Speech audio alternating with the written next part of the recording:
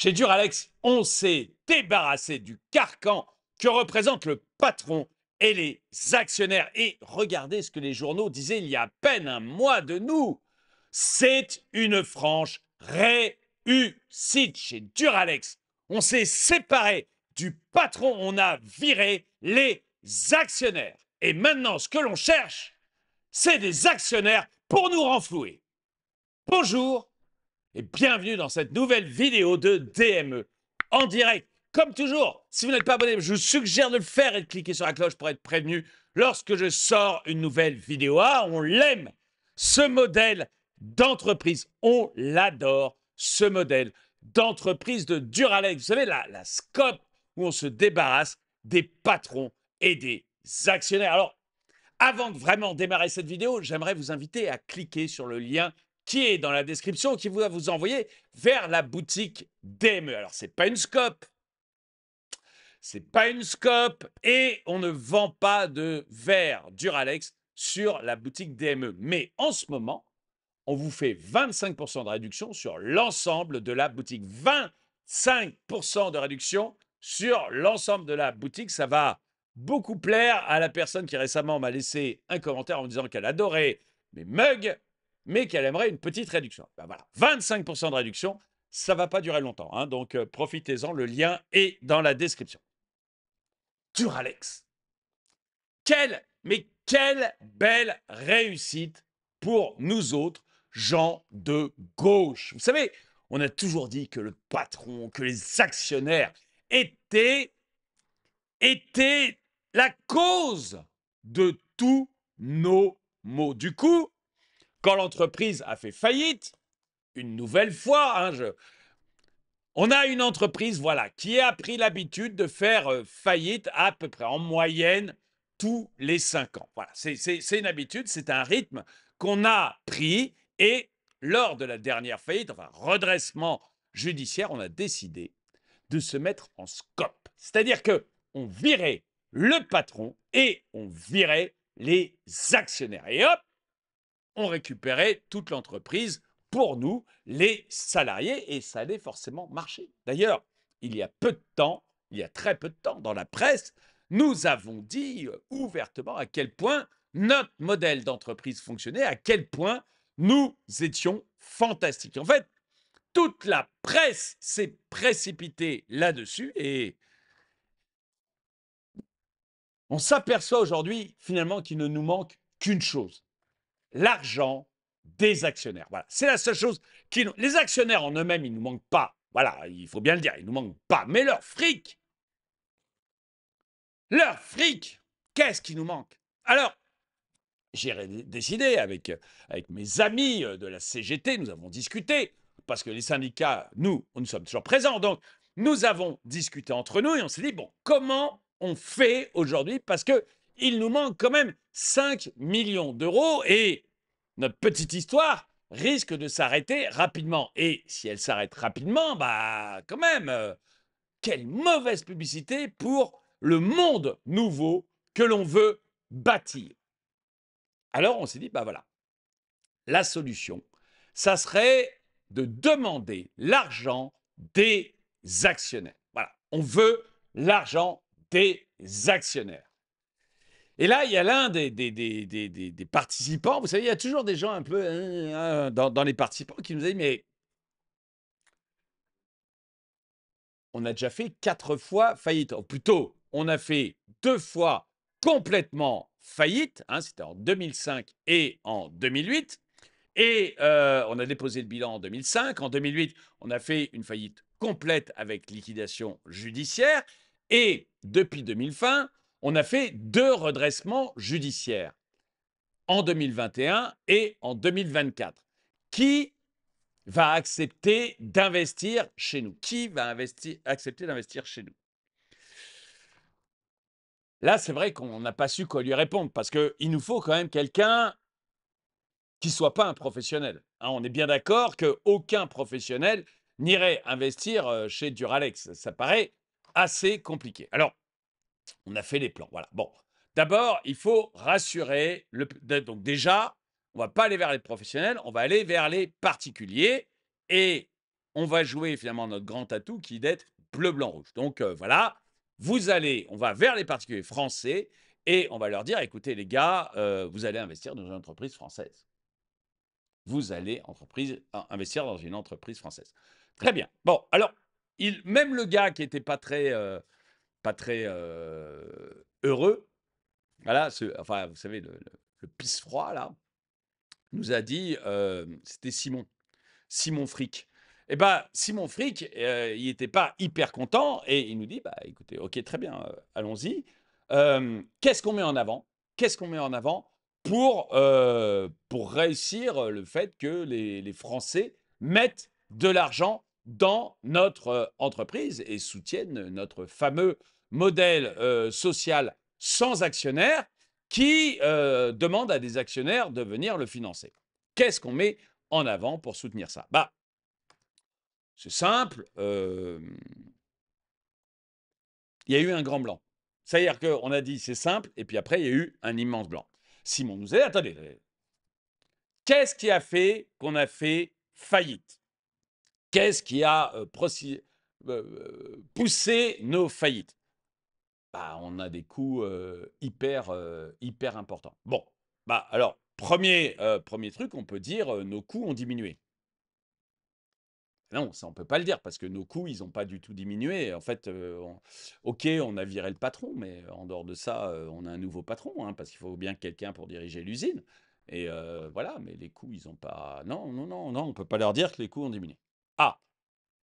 Alors qu'est-ce qui est, la dernière fois qu'on a fait faillite, par exemple, pourquoi on a fait faillite on oublie les 3 premières faillites, hein, puisqu'on fait une faillite tous les 5-7 ans en moyenne. Donc combien, la dernière fois, pourquoi on a fait faillite? Bah, à cause des coûts de l'énergie. Ben voilà, les coûts de l'énergie vont diminuer. On va dire, voilà, on a résolu notre problème principal qui est les coûts de l'énergie. Les coûts de l'énergie ont diminué et donc on va pouvoir de nouveau être compétitif et vendre du verre. Ah oui, mais les coûts de l'énergie, ils n'ont pas du tout diminué, en fait. Je ne sais pas si on peut on a le droit de dire ça sans se retrouver en tôle demain? Non, non, je ne pense pas qu'on puisse dire ça sans se retrouver en tôle demain. Ah bah non, bah alors on ne va pas le dire, hein, on ne peut pas le dire. Ah, les coûts de l'énergie n'ont pas baissé. Non. Bon. Donc techniquement, tous nos coûts salariaux, c'est les mêmes. Les coûts de production, c'est les mêmes. Et en plus, les coûts d'énergie n'ont pas du tout diminué. Ah non, non, puis en France, ils vont probablement augmenter encore les coûts de l'énergie. Il n'y a qu'à voir la facture de l'année prochaine, c'est déjà prévu. Les coûts de l'énergie augmentent en France l'année prochaine, puis il n'est pas prévu que dans les 10 ans qui viennent, les coûts de l'énergie ils baissent à un moment ou à un autre, hein. Là, je veux dire, c'est pas possible, hein. On ne voit pas comment ça serait possible, hein. Voilà, non, non, non, franchement, il y a pas de raison que les coûts d'énergie baissent en France dans les 10 années qui viennent. Non, non. Ah, bon, alors, ce que l'on peut dire, c'est qu'on fait un produit génial, on fait un produit génial qui n'a pas de concurrent. Du coup, on va pouvoir augmenter nos prix de vente, ce qui fait qu'en augmentant nos prix de vente, eh ben, tant pis, on amortira l'augmentation des coûts de l'énergie et donc l'augmentation de nos coûts de production.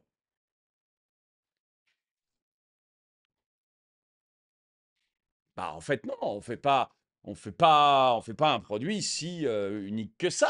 On fabrique des verres.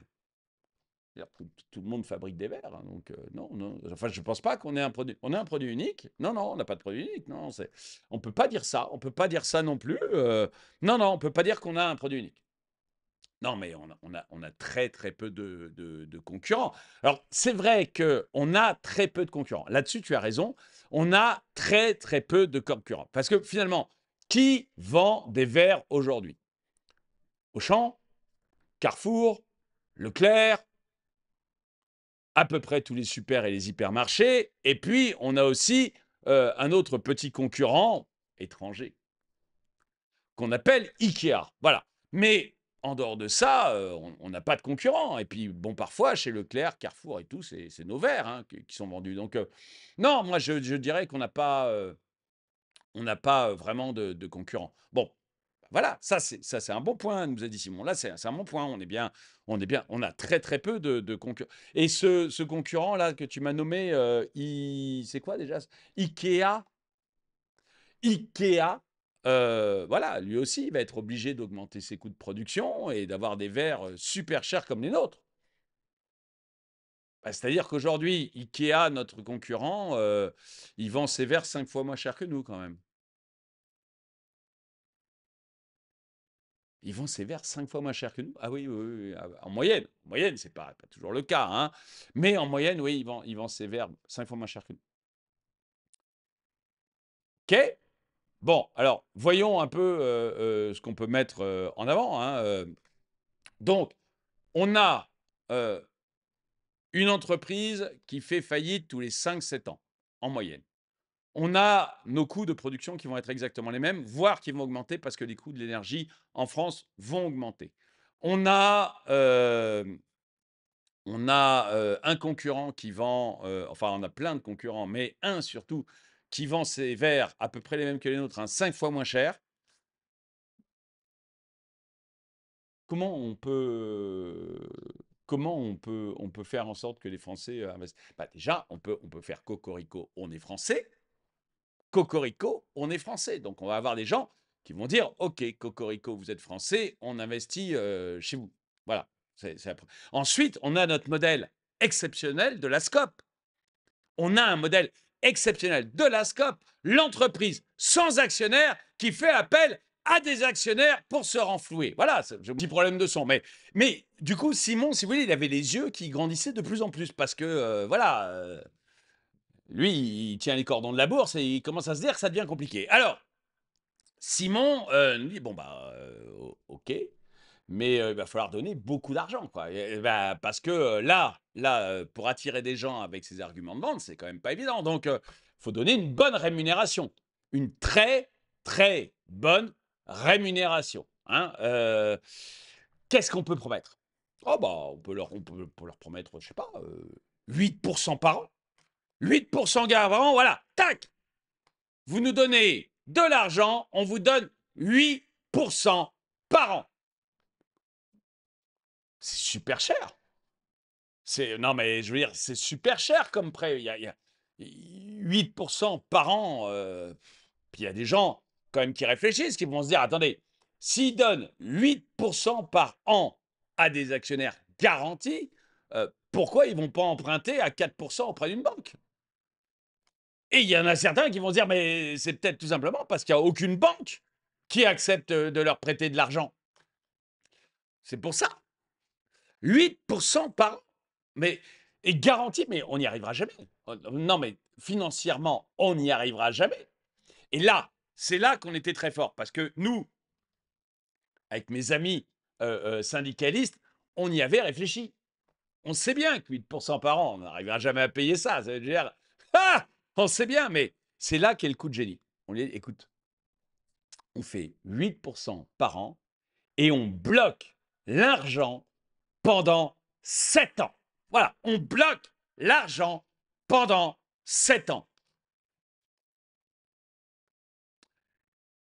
Simon nous a dit, je suis pas sûr de, mais vous bloquez l'argent pendant 7 ans, mais je vois pas en quoi ça nous facilite le fait de donner 8 par an garanti.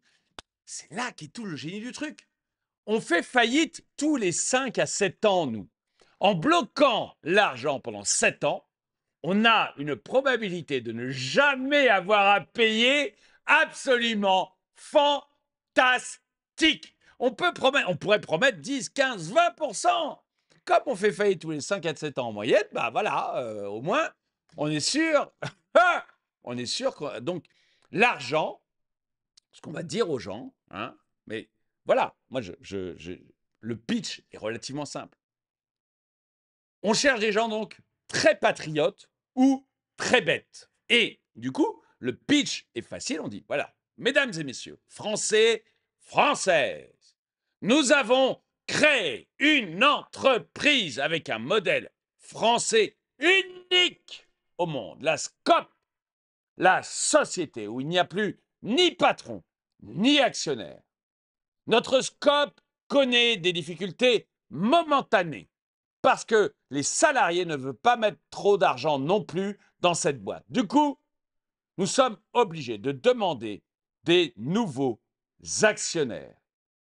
Pour ça, nous allons vous rémunérer. Nous allons vous rémunérer jusqu'à 8% garanti. Si on ne fait pas faillite. Si on fait faillite, c'est plus du tout garanti. Et votre argent sera bloqué pendant le modique durée de 7 ans. Mesdames et messieurs, en finançant notre SCOP, vous financez quelque part le modèle français. Mesdames et messieurs, ce sont des emplois. C'est un savoir-faire unique au monde, sauf chez Ikea, que vous allez financer. Et, cerise sur le gâteau, comme l'État nous aime, vous aurez 18% de réduction d'impôt sur l'argent que vous mettrez dans notre SCOP. Voilà. Il n'est pas beau mon pitch? Non, il n'est pas beau mon pitch. Moi, je suis sûr qu'on va combler beaucoup de Français. Je suis sûr que vraiment, ça va être le truc du siècle. Simon a eu un dernier mot. Il a dit, bon, écoutez, dans ce cas, moi, je pense que comme on fait quand même appel à des gens soit très patriotes, soit très bêtes, il faut mettre l'ouverture à pas cher. Voilà, parce que on aura du mal à convaincre des gens qui ont beaucoup d'argent d'investir dans un truc pareil. Donc, on va dire 100 euros. Voilà. Si vous avez... Voilà, on n'est pas encore dans la mendicité, mais ça commence à s'en approcher. Mais en même temps, au moins, on est sûr de récupérer un peu d'argent. Donc, on va faire les souscriptions à partir de 100 euros. Voilà. Là, on arrivera peut-être à réunir un peu d'argent. Et donc, c'était de ça, mesdames et messieurs, que je voulais vous parler.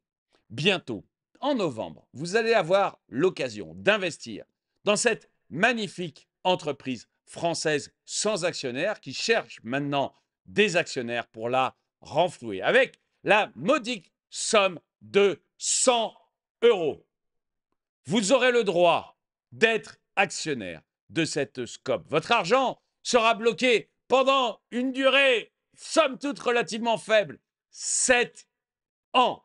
Et si on ne fait pas faillite, vous aurez le revenu garanti de 8%. Cerise sur le gâteau, vous aurez le droit à une réduction d'impôt de 18%. Mettez vos sous-sous dans la Scoscope. Merci d'avoir regardé cette vidéo. Mettez un pouce vers le haut, commentez, partagez. Et moi, je vous dis à très bientôt. Et toi, Simon, t'as mis combien? T'as mis beaucoup d'argent? Ah non, moi, j'ai pas mis beaucoup d'argent dans l'entreprise dont je suis moi-même membre de la SCOP. Non, attendez, Simon Frick.